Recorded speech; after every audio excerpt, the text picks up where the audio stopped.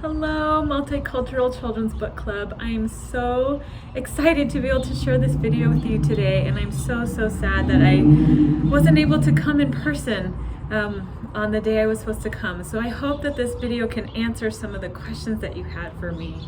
I'll start by answering the question about why I wrote Eyes That Kiss in the Corners. When I was a little girl, I didn't have very many TV shows or movies or books that had characters like me. So most of the characters I saw were white. They had big blue eyes and long lashes and golden hair.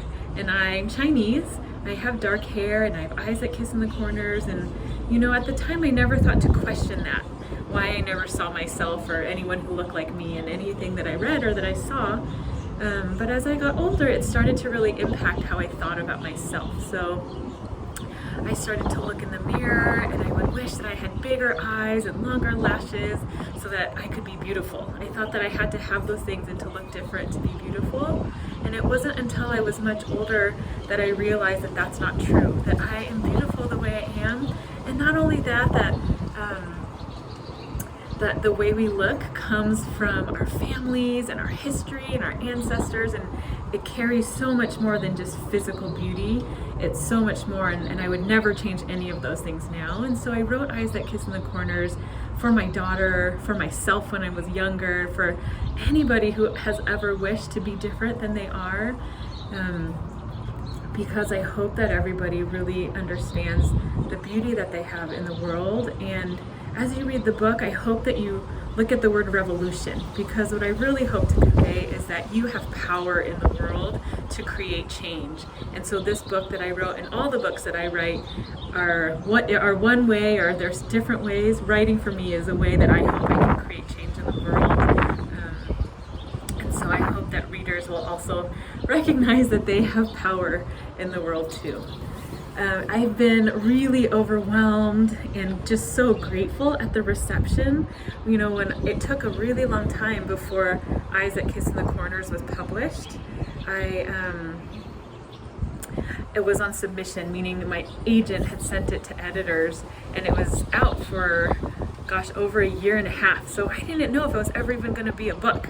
I really wondered, and I wasn't sure, and you know, I was just getting rejection after rejection. And so when it was finally picked up, I was so grateful and excited. And I hope that one kid, that one family who really needs this story will know that this book exists. So the fact that it's been on the New York Times bestseller list for so many weeks has just been truly unbelievable to me. And I'm very grateful to all of you readers and families and teachers and bloggers and Instagrammers and everyone who's shared and supported this story. And it's really shown me how important and how needed stories about Asian kids are, and inclusive stories are, because so many of us haven't seen ourselves and we're thirsting for it.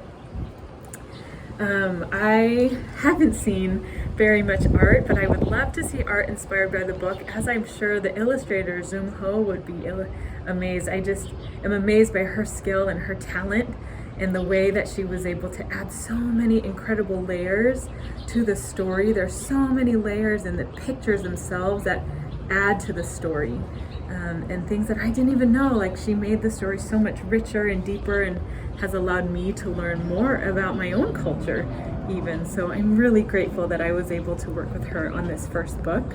And I would love to see any art that you created about the book. I am always, and I think the next question you have is, what's next? And what am I working on now? I'm always working on stuff. Always working on new books or new ideas. So I have quite a few upcoming books. So these are books I have already written and that are in the process of getting published. There is a picture book coming out this September called Playing at the Border, a story of Yo-Yo Ma.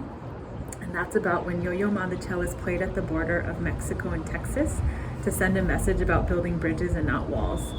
And I have another one, a companion to Eyes That Kiss in the Corners. That one's called Eyes That Speak to the Stars.